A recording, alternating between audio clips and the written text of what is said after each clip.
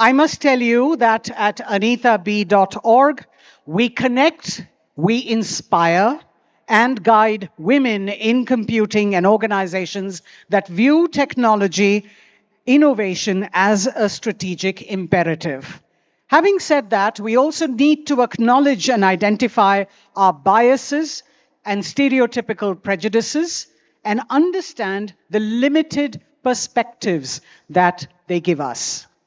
Our keynote speaker is the transformative and inspirational voice in diversity, equity, and inclusion, Ms. Bo Young Lee, President of anitaB.org's Advisory Services and the former Chief Diversity, Equity, and Inclusion Officer at Uber Technologies, having more than 2 decades of experience.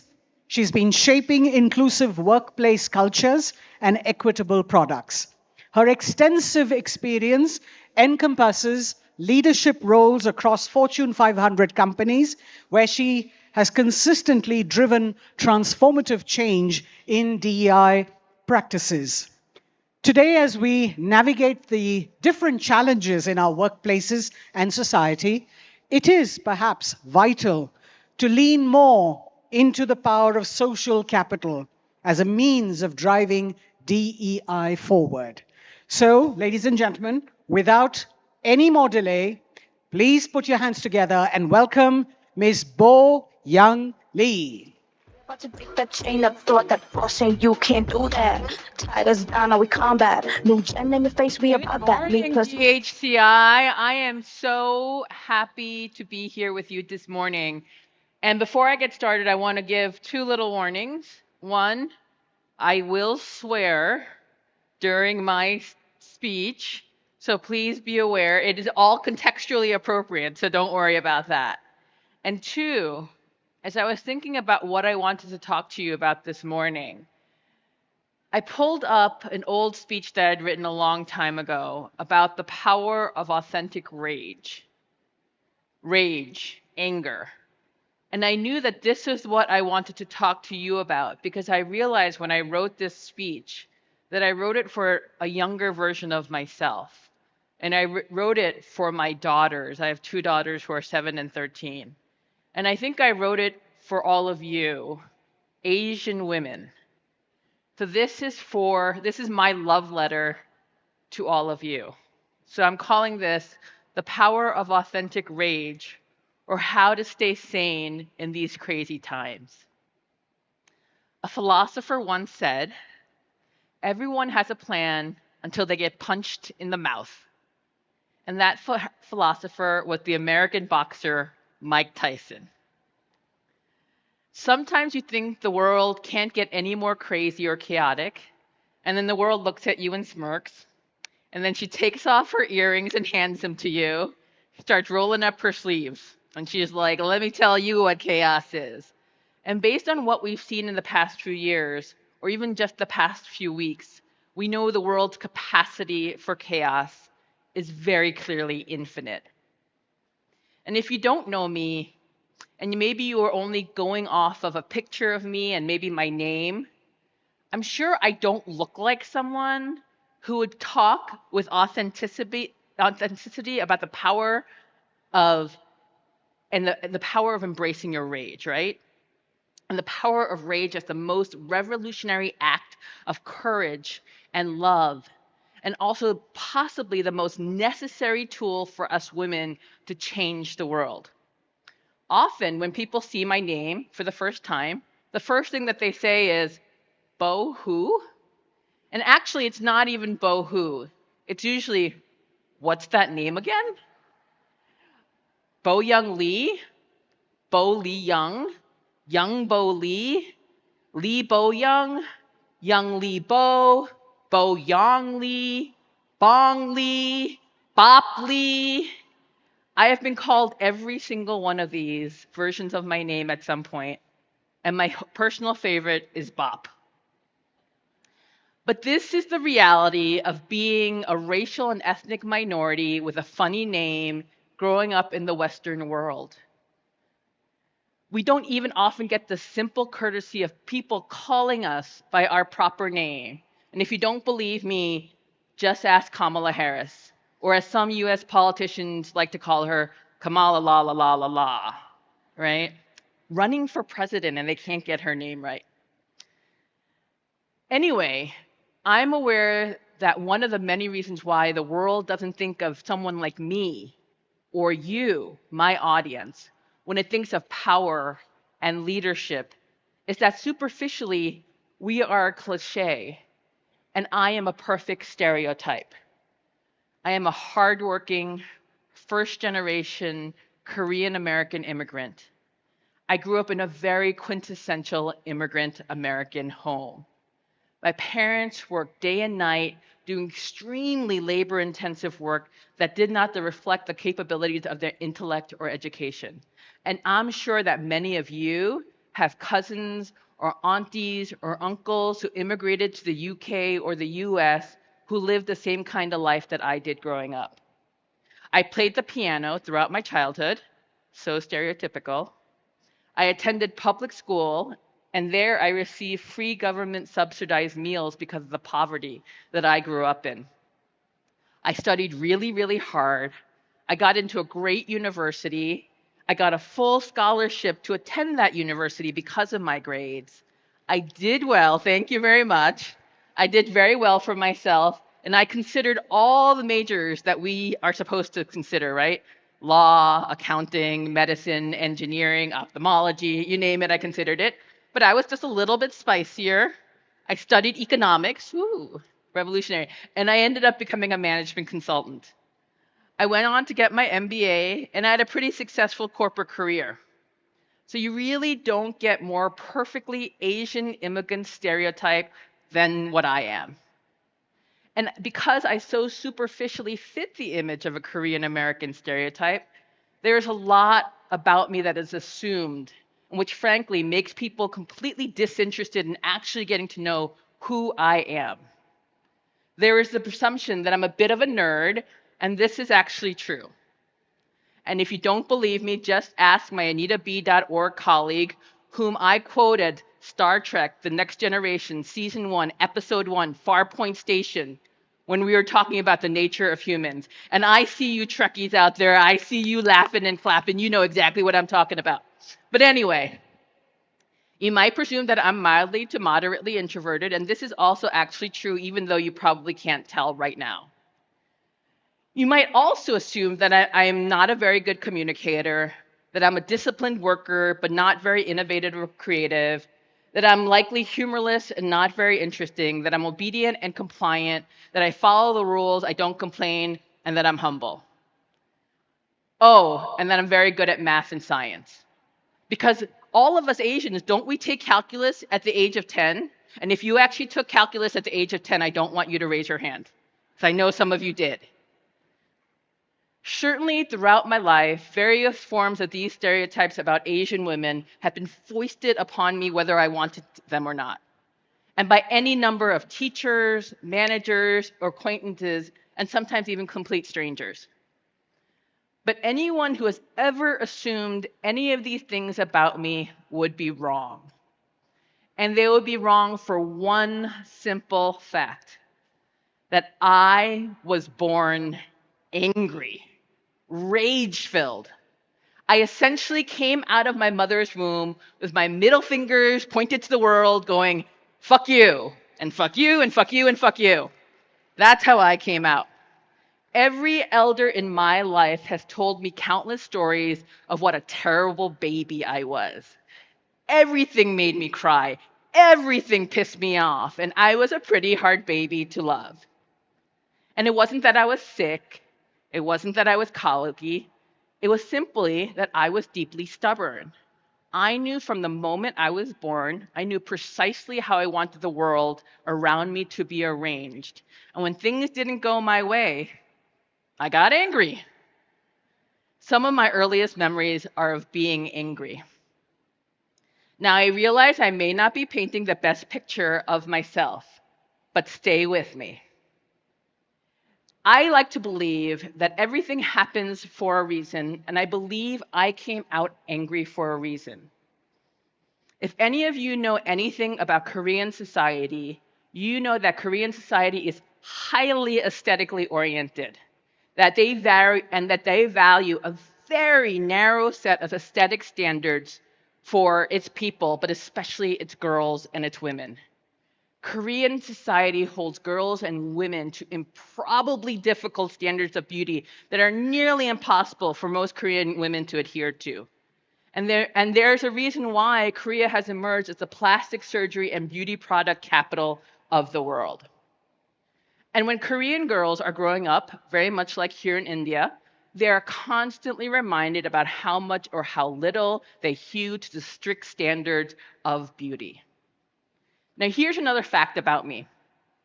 Not only was I born ridiculously angry and stubborn, but I was also born with the original sin of being chubby.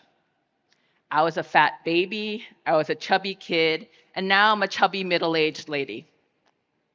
The moment I was born a failure in the eyes of Korean society.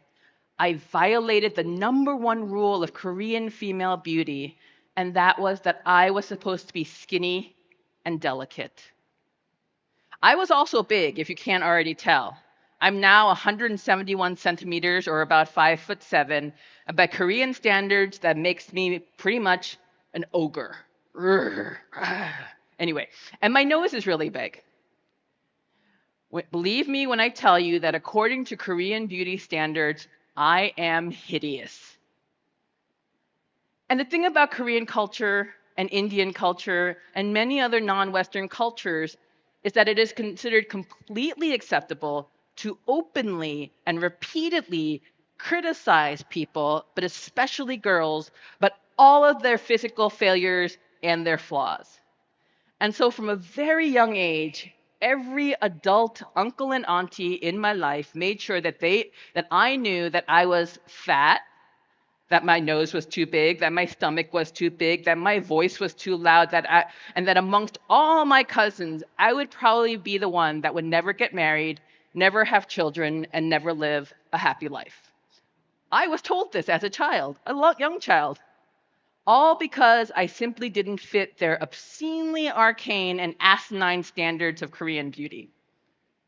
And I truly love my mom, and she is a wonderful person, but because she has internalized so much of the patriarchy and sexism of this world.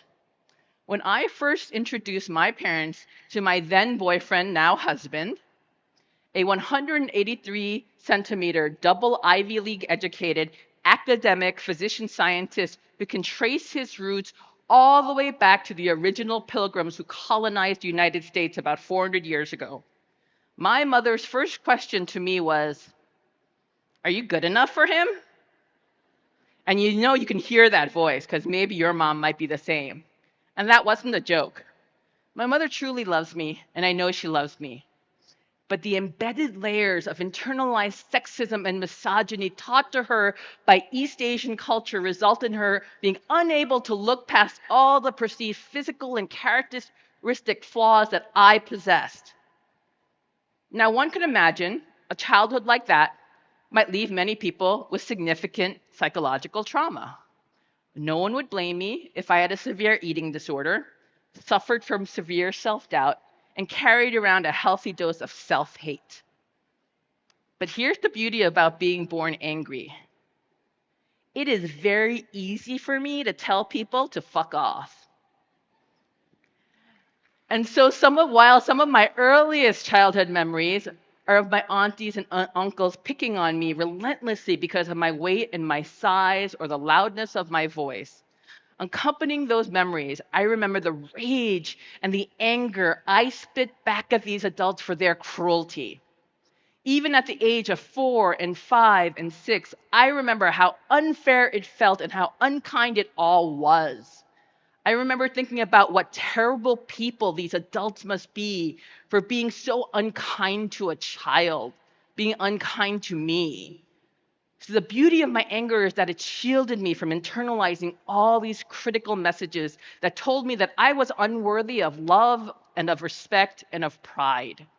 My anger, that thing that made many adults say, that many of the adults in my life say that it was my greatest flaw was in fact my greatest redemption. It was the single tool that enabled me from my earliest days to know that I was perfect just the way I was. And that anger allowed me to critically examine why these adults who were supposed to love me treated me so terribly. Rather than wasting my time and staring at myself and asking myself why I was such a terrible person and trying to mold and twist myself into an inauthentic version of myself, I could step back and instead say, what makes these people so cruel? How has the world tormented them that they ended up that cruel towards a child? My anger is the asset that's put me 20 steps ahead of everyone else around me. I never spent a single moment during my teens or my 20s questioning my identity. I never went through a period when I tried to be anything other than myself. My anger enabled me to love myself authentically, completely, and without reservation. And now, as an adult raising my own two girls, I fully appreciate just how amazingly privileged I was for being gifted the attribute of anger from a profoundly young age. I appreciate that when I love myself, anything in this world is possible. Now, here's the thing. I was blessed with the gift of anger, and that blessing gave me the gift of always loving myself authentically and never feeling the social pressure to conform. But why should it be that antisocial tendencies has to be the prerequisite for loving ourselves and being our authentic self? We women live in a world of hypocrisy. We are constantly confronted with an endless number of messages about being authentic and finding our internal beauty and love yourself and blah, blah, blah, blah, blah. We are told that if we don't inherently love ourselves and if we suffer with self-doubt, there must be something wrong with us. Yet simultaneously, in innumerable ways, we are told by society that we are flawed and we are ugly and we are unlovable. Social media is not a safe place for any woman, but for middle-aged women especially, it is a landmine of hate. It is a landmine of hate. I don't know about any one of you, but at some point in your life, in my life, Facebook and Instagram decided that I was a middle-aged woman, and therefore they decided that about 70 to 80% of all the ads in my feed were going to fall into what I call the unworthy old lady category. That category includes a continuous stream of ads that tell me that I should buy hair dye and dye all my white hair black because God forbid anyone knows that I'm not 29 years old anymore. They sell me endless weight loss products and programs and basically remind me that I am fat and unworthy, and that the only piece of clothing that I am allowed to wear now are what I describe as frilly potato sacks. Here, wear this big shapeless thing, ugly thing, because you no longer deserve to be pretty. You're old. You're pointless. And that's just social media. So damn you if you don't love yourself. But yes, go out and change because you are unlovable. That's what the media tells us. And we know that that juxtaposition isn't limited to just adult women. As I mentioned before, I am the mother of two young, brilliant, amazing girls. They are 7 and 13. And when my brilliant, talented, and loving older daughter, Annabelle, was about 4 years old, she was attending preschool. And one day she came home and she asked me, she goes, "Mommy, am I pretty?" And I asked her, "Well, what do you think?" And her response is, "I don't know." And so I pushed her a little further and I said, "Why are you asking me this?" Now, you can imagine that I'm a feminist and my husband is also, and we don't spend a lot of time in our household talking about being pretty. We don't talk about what it means to be beautiful because we don't want that to be the first thing that our daughter prioritizes. And you also should know that I live in New York City, which is considered one of the most progressive cities in the entire world. And I live in a neighborhood called the Upper West Side, which is even more progressive and crunchy and liberal. And on top of that, we sent our daughter to a really progressive Montessori school. And for those of you who don't know what Montessori is, it's a very hippie, crunchy, granola kind of progressive way of educating your children. So it's just like progressive upon progressive upon progressive. So essentially, my daughter was going to like Kumbaya camp. That's what she was going to. So here I am sending my daughter to Kumbaya camp, and she's asking me about being pretty. So then my 4-year-old daughter goes on to tell me that earlier the day in her preschool, a group of girls, all of whom were Caucasian and blonde and blue-eyed, went up to my beautiful and kind biracial daughter, and they went up to her and said, "You're pretty, but your eyes are too dark and your hair is too dark, so you'll never be really pretty." Motherfuckers, I have never in my life wanted to punch a group of 4-year-old girls more than I did at that moment. Somehow, these 4-year-old blonde girls living in a progressive home, in a progressive community, attending a progressive school, had internalized white supremacy, had just inflicted my 4-year-old tan-skinned daughter with the pain of racism at 4. And in that moment, every bit of criticism that I heard as a child came rushing back. And I realized the society will always find a way to destroy the soul of our women and our girls, and especially if you are darker. And unlike me, my beautiful Annabelle wasn't born with an angry bone in her body. She was a happy, loving, giggly baby who barely cried. I was the luckiest mother in the world. And she was oriented towards joy. And even now at 13, she's a teenager now. I'm the mom of a teenager, but she is still lovely and laid back and joyful.